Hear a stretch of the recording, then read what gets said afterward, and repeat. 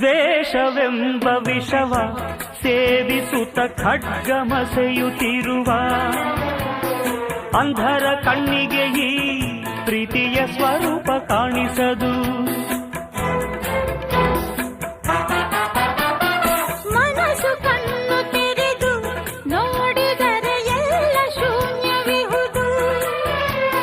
ಪ್ರೀತಿಯ ನಂಬಿದರೆ ಅಂಧಕಾರದಲ್ಲೂ ಕಾಣುವುದು.